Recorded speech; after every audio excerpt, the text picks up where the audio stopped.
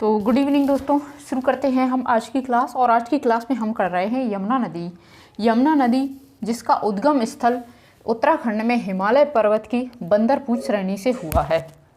यमुना नदी का जो उद्गम है वह उत्तराखंड में हिमालय पर्वत की जो श्रेणी है बंदरपूछ उससे हुआ है।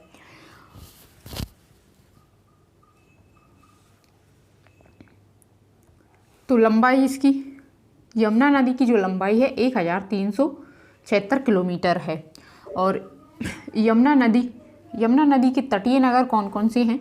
तो यमुना नदी के तटीय नगर हैं यमुनानगर, दिल्ली, मथुरा, आगरा, हमीरपुर और प्रयागराज। ये इसके तटीय नगर हैं और इसकी लंबाई 1376 किलोमीटर है। और उद्गम स्थल देख लिया हमने, बंदरपूछ श्रेणी हिमालय में उत्तराखंड में यमुनोत्री हिमनद से हुआ है यमुना नदी का उद्गम। और यह नदी उत्तर प्रदेश में प्रयागराज में गंगा नदी में जाकर मिल जाती है। तो इसका संगम कहाँ पर हुआ है? गंगा नदी में संगम हुआ है इसका। ये उत्तराखंड से ही गौमुख से ये गंगा नदी आई है। हमने पिछली क्लास में गंगा नदी का उद्गम स्थल गंगा नदी के बारे में पढ़ा है। तो आपको अगर गंगा नदी देखनी है तो मेरी पिछली क्लास में गंगा नदी भी मानचित्र के द्वारा हमने पढ़ी है, तो आप वो क्लास देख सकते हैं। तो गंगा नदी में जाकर ये प्रयागराज उत्तर प्रदेश में गंगा नदी में इसका मिलान हो जाता है। और इसकी जो सहायक नदी है, यमुना नदी की सहायक नदी है, मध्य प्रदेश से निकलने वाली सहायक नदियां हैं इसकी चंबल नदी सहायक नदी है यमुना नदी की। और काली सिंध सहायक है यमुना नदी की। और बेतवा नदी सहायक है यमुना नदी की। और केन, ये मध्य प्रदेश से उद्गम होने वाली नदियां हैं, चंबल, काली सिंध, बेतवा और केन। तो ये यमुना नदी में जाकर मिल जाती हैं उत्तर प्रदेश में। और यहाँ से जो गंगा नदी में मिलकर ये गंगा नदी बहती हुई पश्चिम बंगाल में जब प्रवेश करती है तो पश्चिम बंगाल में कोलकाता में जाकर इसकी दो धाराएं हो जाती हैं गंगा नदी की। तो जो कलकत्ता में जो धारा बहती है और जो बंगाल की खाड़ी में जाकर गिरती है उस धारा को कहते हैं हुगली। गंगा नदी की उस धारा को कहते हैं हुगली। और जो एक धारा जो बांग्लादेश में प्रवेश करती है और बांग्लादेश में इधर ब्रह्मपुत्र नदी आकर जो बांग्लादेश में प्रवेश करती है और इधर से जो गंगा नदी प्रवेश करती है बांग्लादेश में, तो इन दोनों नदियों के मिलन को पद्मा कहते हैं। बांग्लादेश में इन्हें पद्मा कहते हैं। तो इसका अपवाह क्षेत्र जो है वो है 3,66,233 वर्ग किलोमीटर है यमुना नदी का अपवाह क्षेत्र। तो आज की क्लास में हमने यमुना नदी के बारे में कुछ फैक्ट देखे। अगर आपको मेरे साथ भारत की स्थिति और विस्तार, भारत का भूगोल पढ़ना है तो मुझे कमेंट करके ज़रूर बताएं।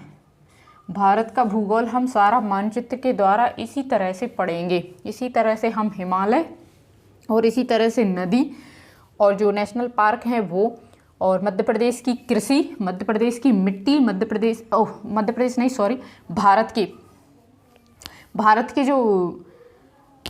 भारत का भूगोल है वो हम मानचित्र के द्वारा ही ऐसे ही कवर करेंगे। उसमें मिट्टी, नदी और हिमालय और जो खनिज हैं वो सब हम इसी मैप के द्वारा, भारत का जो पूरा भूगोल है हम मानचित्र के ही द्वारा कवर करेंगे। तो अगर भारत का भूगोल मानचित्र के द्वारा मेरे साथ पढ़ना है तो आपको मेरे चैनल से जुड़ना होगा। तो भारत का भूगोल सभी स्टेट के लिए जो स्टेट पीएससी देते हैं तो स्टेट पीएससी के लिए रहेगा। और जो भी एमपी की तैयारी कर रहे हैं, मध्य प्रदेश, और मेरे चैनल पे आपको मिलेंगे करंट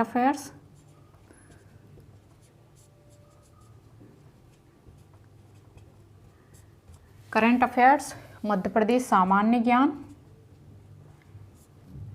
ये भी मानचित्र के द्वारा मिलेगा आपको मेरे चैनल पर। मध्य प्रदेश का सामान्य ज्ञान, भारत का भूगोल भी मानचित्र के द्वारा, और करंट अफेयर्स और महाद्वीप, जो 7 महाद्वीप हैं हमारे वो भी आपको मानचित्र के द्वारा मिलेगा आपको मेरे चैनल पर। महाद्वीप में हम सारे महाद्वीप के जो देश हैं उनकी देश राजधानी सातों महाद्वीप के देश, राजधानी, नदी और पर्वत और घास के मैदान, हम ये सब महाद्वीप से जुड़े जितने भी फैक्ट हैं, जितने भी पहाड़ हैं, नदी हैं, पर्वत चोटी हैं और जो घास के मैदान हैं, मरुस्थल हैं, महाद्वीप के जो देश हैं, राजधानी हैं और महासागर हैं, महाद्वीप से जुड़े जो कि पीएससी के लिए ये महाद्वीप के क्वेश्चन आते हैं। पीएससी में 8 से 10 क्वेश्चन आते हैं। तो अगर आपको ये सब पढ़ना है मानचित्र के द्वारा तो आपको मेरे चैनल से जुड़ना होगा। तो ये हम सब चैनल पे कवर करेंगे। तो थैंक यू दोस्तों। अगर क्लास पसंद आए तो लाइक करना और कमेंट करके मुझे बताना। और मेरे चैनल से अगर आपको भारत का भूगोल मानचित्र के द्वारा मध्य प्रदेश का सामान्य ज्ञान और महाद्वीप पढ़ने हैं तो आप मेरे चैनल से ज़रूर जुड़ें। थैंक यू दोस्तों।